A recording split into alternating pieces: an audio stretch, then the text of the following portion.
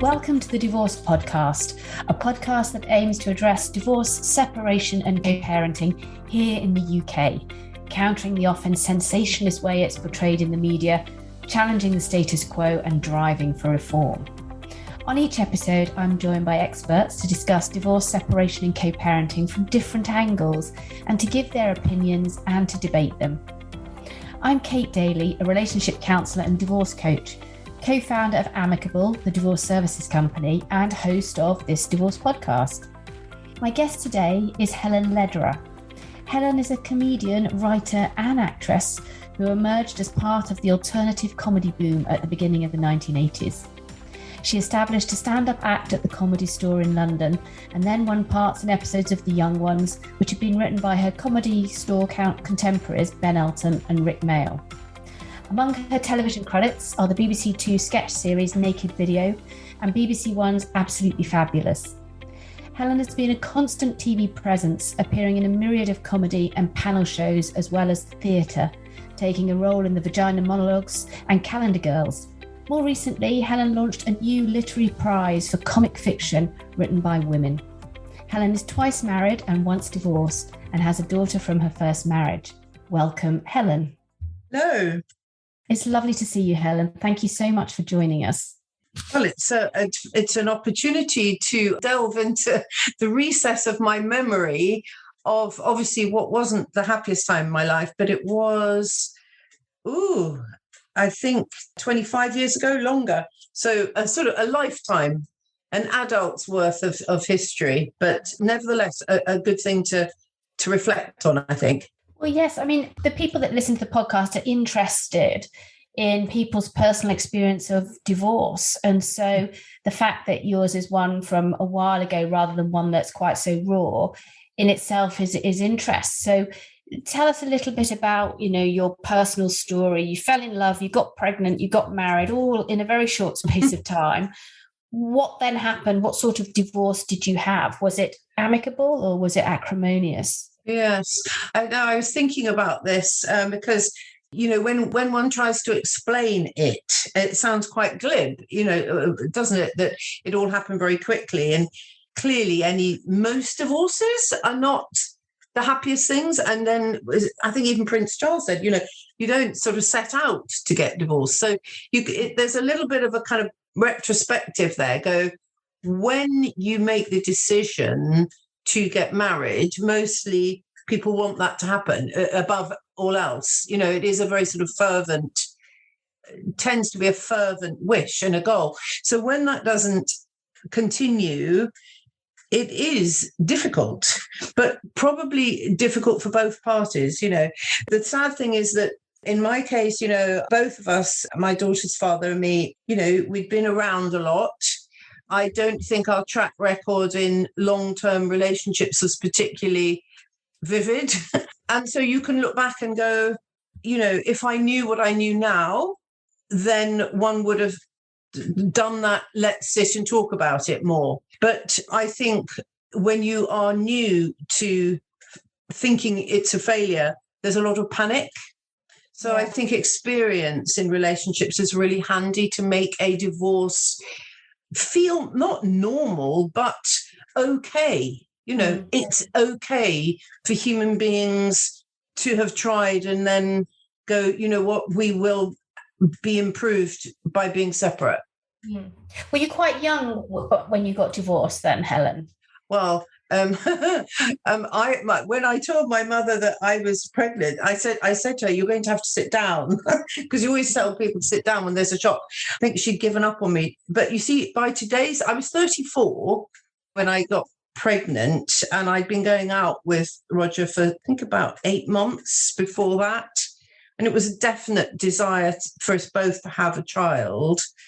So that was quick. Then the marriage happened when I was, I think, 6 months pregnant, and then he left when she was 1. So I suppose when you sort of weigh all the maths up, it was quite a rapid experience of meeting, falling in love, whatever that means, as the late Princess Di would say, and going through having one's first child and then becoming a single parent effectively. So it was quite a condensed, So, and in fact, because I'm writing my memoir at the moment, but mostly about comedy, I do remember that time as being obviously very sad, but it's the two adults who create that situation together. And I really think that that's something, I'm sure in your work, it's not just one person being the lever never. and one people being the other person being a victim of that lever.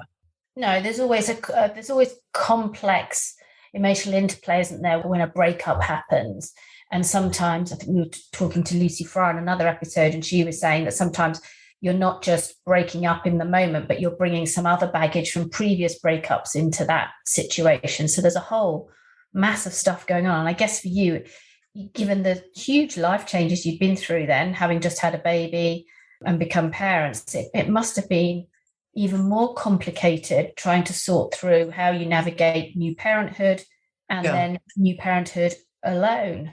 That's right. And I think, again, if when I think that the panic of going, oh, this isn't what I thought it was going to be, the rabbit in headlights is not helpful, because, maybe those two people just could never have done it. Even if, maybe it just wasn't to be. But the one thing I learnt from my best school friend at the time, still my best friend, she gave me such a gift by making sure that Hannah was always part of the relationship with Roger, because it's illogical to use the child in any way against the other parent. But there is something, because you're angry and protective and hurt, that's so wrong. But I was helped by somebody else. So I think, again, when you look back at when you're hurting, even though, we're all responsible for why it goes wrong, it's not one person. I really know that. You're still hurting. Both of you are hurting. But the child has to be with both parents. And as I say, I'm really grateful for that huge nudge at a critical time. It sounds like you had some fantastic support in your friend then, if she was able to help you see the importance of that relationship with Roger for your child. Yes, because it's illogical to try and deny somebody else something just because you might feel that you yourself have been denied the dream life. It does challenge your personality and it's a very challenging time, actually, just looking back. And I remember at the time when I was sort of in a state of this wasn't what I wanted, that I wanted to aim for neutrality. That was my goal. Yeah. I just thought, I don't want to love, I don't want to hate, I just don't want to have to feel raw. And maybe that's another fix, because nobody is ever neutral either, because relationships are ongoing and they evolve. And we got, we're in each other's lives. But then you're always going to be in each other's lives, aren't you, when you've got a child? So I think if you can, as you say, at the point of breaking up, it's almost realizing that, isn't it? And knowing that you've got to have some relationship. So if you can make it as, even if at the beginning it's a little bit forced, but if you can make it as neutral as possible, just to allow the possibility for that to grow and develop over time. That's the thing. It doesn't have to be perfect at the start, does it? And I wonder, do you think your co-parenting relationship has grown over the years? Yes, but then you can sort of turn it on its head and go, well, if you get on that well, why did you get divorced? And that can be confusing as well. I remember when Hannah was really young, she wanted us both to have go to the Pizza Express together, and we both did. But it's just also having to understand the kind of individual characters you are as well. And, you can aim for sort of textbook perfection, or even, close, better than bad. But you are also the people you are, and you have to accommodate the fact that that person is going to have those needs, this person's going to have those needs, and people get together for a reason. And I think it is important to separate with forgiveness and, some affection for the personality. But equally, you're not going backwards. Each person has to go forward and make new relationships and or indeed, have the single life, It's really interesting listening to you, because you're somebody who, for whom the divorce is quite a way in the past, and you were talking before about, writing a memoir. Do you think people really learn from past mistakes? Or do you think we just make them in slightly different ways as we go through our lives? Well, it'd be interesting to know what we think is a mistake, because sometimes it's quite good just to jump in and connect with someone with very few expectations. That's a reminder that you're alive, that you have feelings, that you, even if it's physical, there's a value. So, what are all our ultimate formulas of the best ideal situation? A good companionship that you tend to get when you're older is not what you want when you're younger. I think relationships come in very different shapes and sizes. And I mean, I would like to think, I'm married. I say currently married, which is just stupidly ironic, stupid way of showing off about it, as if I'm that interesting. But, I've been married for 20 years, and that relationship has evolved from when we first met. When we first met, neither of us could eat because we were so in love. Can you imagine? Not that is the acid test, and we couldn't eat. Well, I couldn't. Didn't last very long, the not eating. But I think it's wonderful to have the opportunity to have that in a lifetime. But you have to be able to, whether being on your own or get off with someone, that's cheering. All sorts of things are cheering, aren't they? They come in different shapes and sizes, as I say. Well, absolutely. All relationships don't have to be the same, of course. No. Of course. Do you think then that we have to get better as a society then at sliding in and out of relationships? So all relationships have a value. We have multiple relationships, but we seem to make quite a drama out of ending them. And there seems to be a lot of ill-informed kind of stuff out there about how you end a relationship decently and, how you go your separate ways without having to take down everybody with you. So yeah. Do you think there's a gap here in us as a society in terms of what we know about breaking up well? It's very good to have an ideal to work towards. It's very good not to panic. It's very good to have conversations where you feel all right about being a human being who, in a relationship that didn't last, whatever that, 1 in 3, you would know more than me, tend not to last. So it's inevitable, or largely inevitable, that a lot of relationships won't stay married. So it is part of life. It's not a horror or an ideal. It's just, like doing the shopping, that the chances are that will happen either to us or people we know. So it's a fact of life.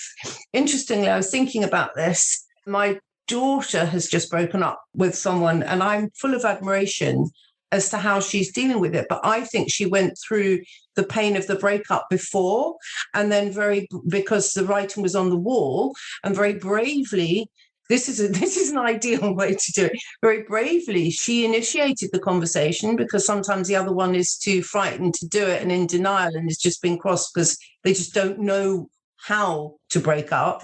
And she enabled it because, as the young people say, her truth knew that she had to do that.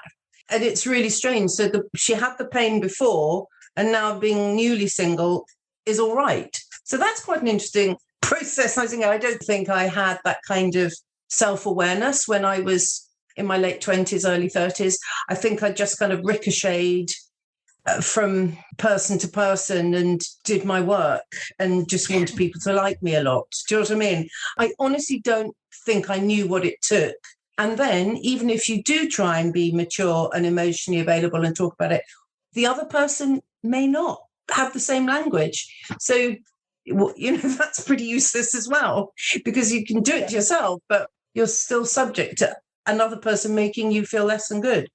Yeah, a brick wall sometimes. Yeah, absolutely. But I think from what you're saying, it does sound like more people are getting the language and the understanding of, relationships and being able to talk more openly about them, not just the breaking up bits, but the good bits too. And I think there's more people able to express what they want out of a relationship. And because we don't have the same kind of economic constraints, we're not forced to stay in relationships for economic or other reasons these days. So I think it's interesting that people do still want to get married actively as older people. And then I was thinking, so there are other reasons, like, we live longer. Maybe if you're married, then the other person then has a power of attorney to, God forbid, if you get ill. There's kind of economic/caring reasons to get married. But for me, you see, having been married twice, I was thinking, well, if I end up on my own, then would I kind of cleave to getting married again? But it's interesting. I think it's, especially with COVID and everything, it is nicer and easier to be with someone else. You were with all the imperfections. For a long time, weren't you, after your divorce? I could not get a boyfriend. For love nor money, you said. Yes. I could not get a boyfriend, Kate. I couldn't get a boyfriend, but I had a child, a toddler. And then, I did have 2 boyfriends in 10 years, but it's a weird one, as I'm sure any person who's been in those shoes will. It changes. It changes everything, because the person you're with has to accommodate another element. So we go back to this maybe fictitious ideal of 2 single people not having children meeting in order that they might then possibly, if they want to, have children and so forth. But what happens when that perfection doesn't either ever happen, or it happens and then it fragments? So, and then you don't want dodgy boyfriends. The complexities of dating with a small child are huge, aren't they? It must have been an incredibly difficult time, and just the costs of babysitting and trying to split your time. It must have been really fraught. Or is this fair to say? I don't know the answer, but you do sort of feel that, when it's a cliche, but then sometimes those are helpful to illustrate things, that, the man in the playground with the kids, single male father, will get pats on back, and woman on single parent go, oh yeah, you've got, less intrigue all round, because it's more, one is at home more of the time, generally speaking. I know that things have changed. Honestly, things have changed so much from when I was there. I think it's very painful, but if we know, I think we do know a bit more, and I still think it's worth throwing your cap in the ring and doing your best, and seeing if a relationship can't be glorious in some way. I still think it's worth having a go. I'm not put off. I wasn't put off. Me neither. No, I've been divorced twice, and I'm still not put off. Ever hopeful. I like to think. Ever hopeful in all things. Yeah, because the thing is, if you're still alive, as we are, there are some things that are more fun to do with someone else, and there are some things where you need your independence and separateness. It's just that we were very separate. I've heard you say in the past as well that you felt like not being able to make the marriage last was a failure. And I wonder why we still persist with this narrative that for all sorts of reasons a marriage doesn't work out, but somehow we failed. What keeps us going back to that same language and narrative? I think it comes back to what we were saying at the beginning, which is like, you set out to do something. It takes a lot to choose someone, or the person to choose you at roughly the same time. It's a big thing. And after, the day before you're married, the day after you're married, you are in a different state, whether it's legal or not. So for that to go away is a failure, because you've failed at your goal. And I do remember my mother, who was so brilliant and not like judgmental. I think the only thing I heard her say, thinking about Hannah, was, it's a shame. So that was like an older person's view from the point of view of the child. Yeah. Because in those days, more people got divorced less, didn't they? And you can argue that there is stability in the kind of nuclear construct. You can argue that provides it. But then I had stability, and I ended up pretty crazy, doing risky things and not being that normal, whatever that means. So there isn't evidence necessarily, is there, that a nuclear family produces, in quotes, a normal, stable offspring? Because we're still personalities, aren't we? Yeah, I think there's a difference between people who keep a relationship that's clearly failing together for the sake of the children, and a healthy relationship. I think if you've got a healthy relationship and there are 2 parents, it's better for children. But if that's not possible, then there are still things you can do to mitigate risks. And there are lots of things you can do as a couple that increase the risks. So an unhappy relationship, Exactly. there's arguments that aren't resolved, or there's, poor behavior, or there's, role modeling. Unhappiness in relationships is not a great look for your kids, is it? As a parent. That makes me depressed. Exactly. As a parent, you don't want to be teaching your kids that you just have to settle and get on with it. And if you're unhappy, you just suck it up. We all say to our kids that you can go out and do what you want, be who you want. Yeah. You've got to put effort in, you've got to try, it's hard work. So modeling that level of dissatisfaction feels really uncomfortable. So I think absolutely, it's not about it just being one or two parents. It's the quality of that relationship and what you can provide.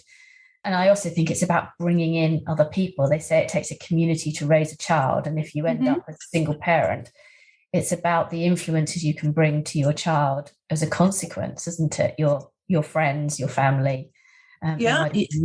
We all aim high. We all want to do one thing. You could say we all want to do our best. That's what all we can do.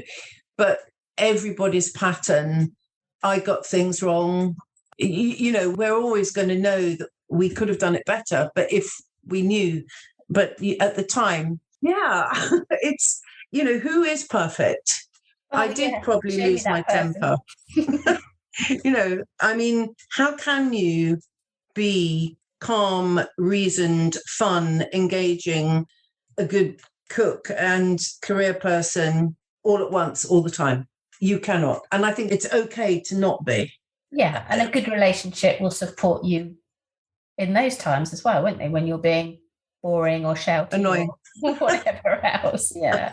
I'm really struck by what you said before about, the idea of failure comes from the fact that you'd set this goal to stay married.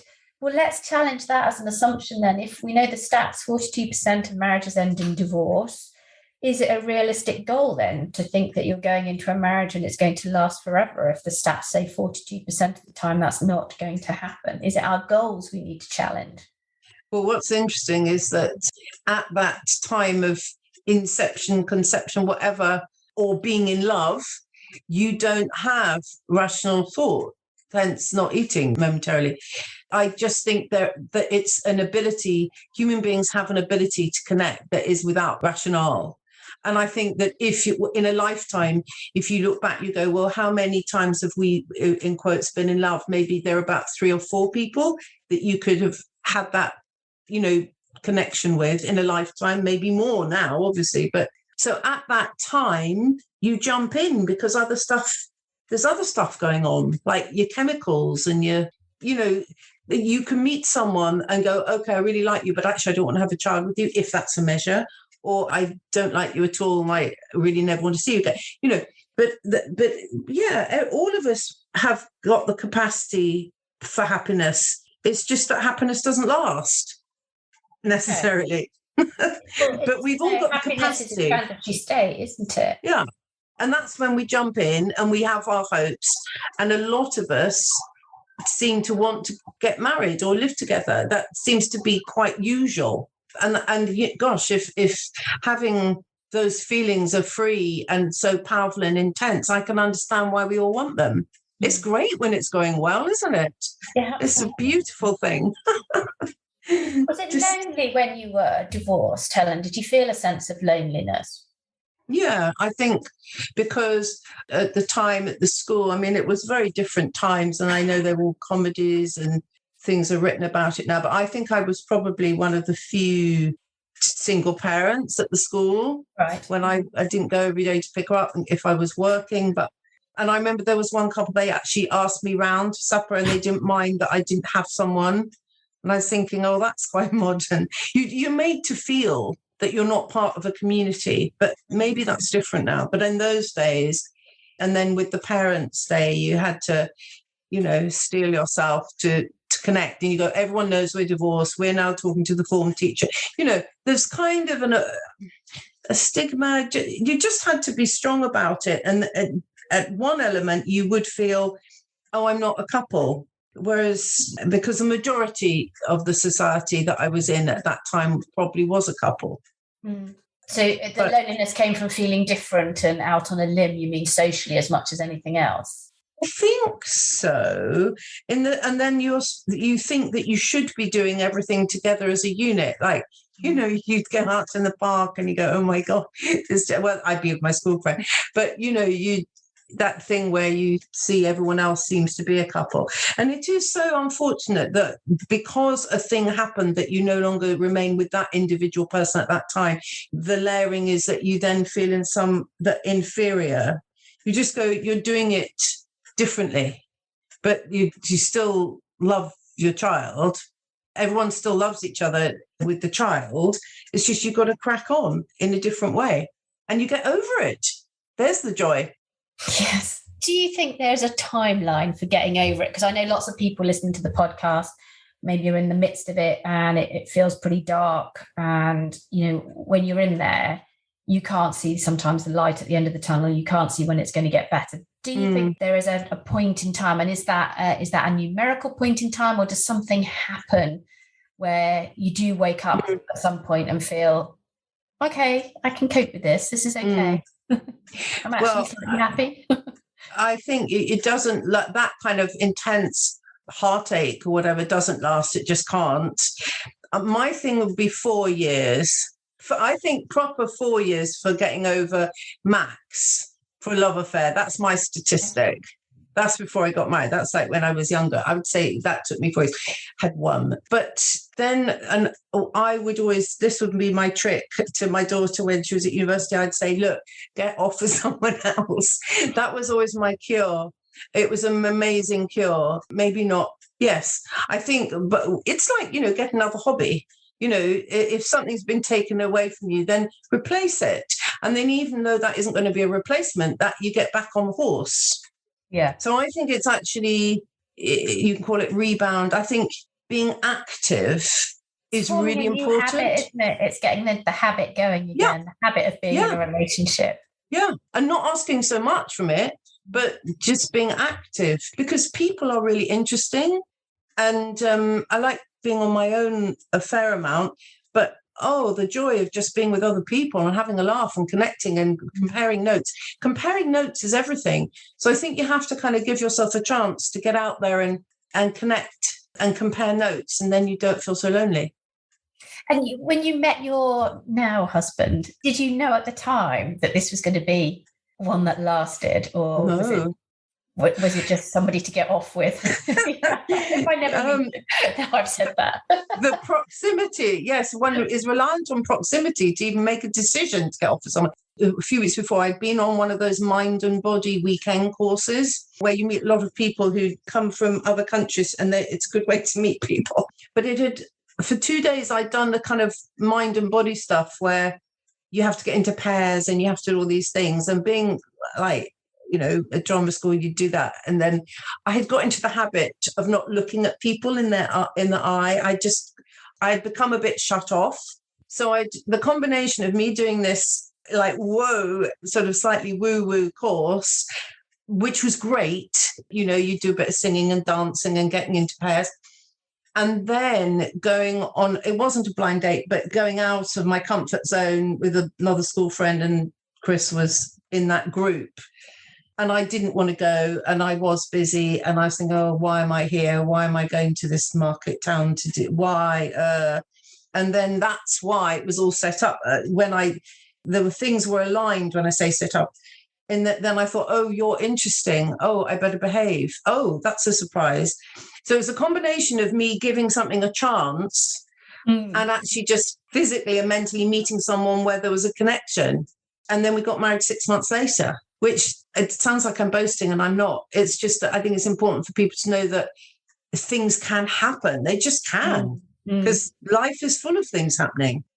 But it sounded like it wasn't just a random chance thing. You'd gone through a bit of a process by the sounds of it. I had. Getting yourself in the right mental place. I had. And then, like you say, certain things had to happen. There had to be a physical attraction. You had to be going to a party, that kind of stuff. But yes, there'd been all the work in the background. What are those tips then? So if people are in that position now, What are your best tips for getting back on the horse? Okay, what I would say, because a really important counterpoint to me doing that funny woo-woo course was actually accepting, and I know this sounds corny, that I wasn't going to get married again. And that thing where they say married at first sight, the chap's going, you are enough.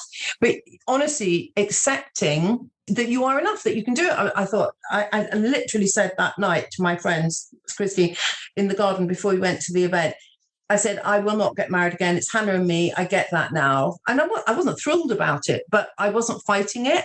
And so it's, and honestly, surrendering that. I mean, you can't fake this. You have to somehow genuinely surrender all that. And then you're not hungry and you're not desperate and you're not looking, but you're still cool enough to jump in.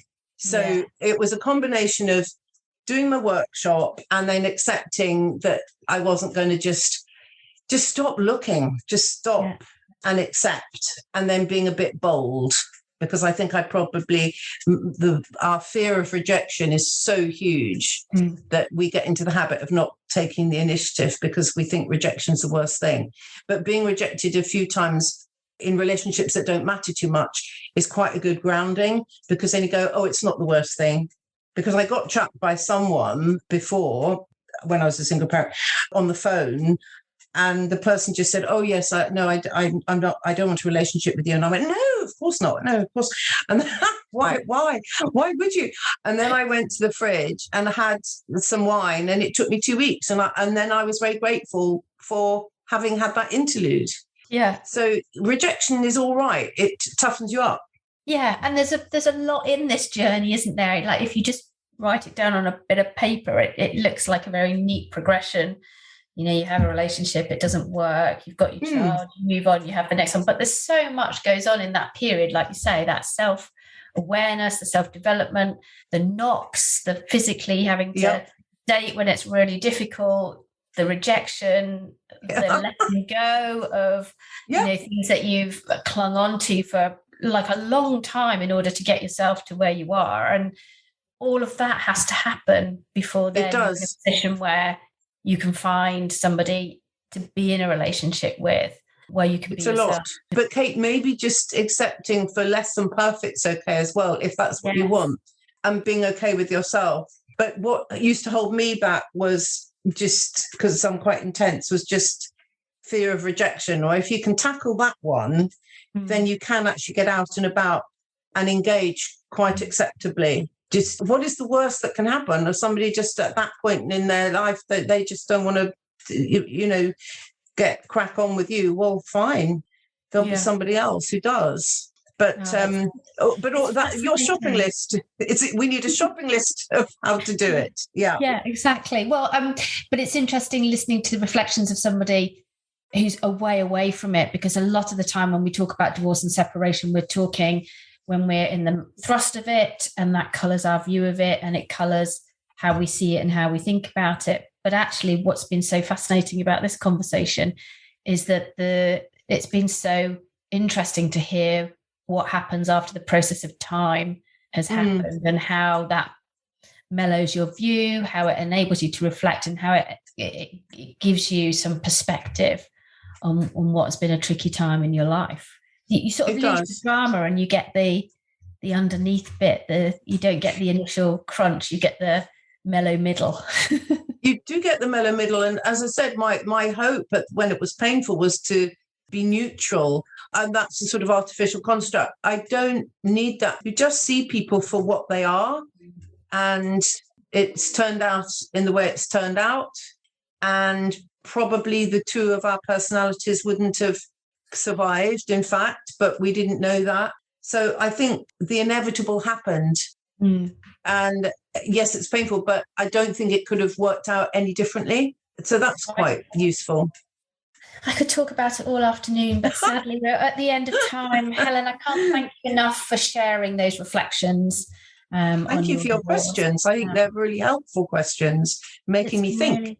Really, really interesting. Thank you. What are you up to, and where can people find out about you, Helen?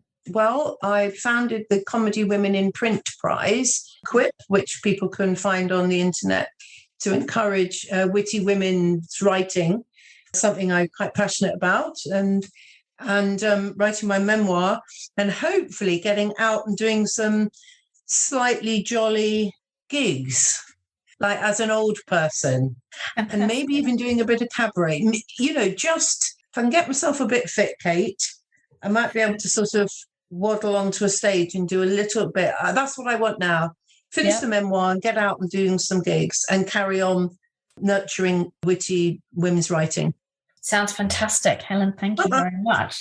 You can find out more about this podcast at thedivorcepodcast.com. And you can find me on Twitter at Kate_Daily as well, if you want to find out when the next episode will be sent through. Thanks ever so much for your time, Helen, and thank you all for listening.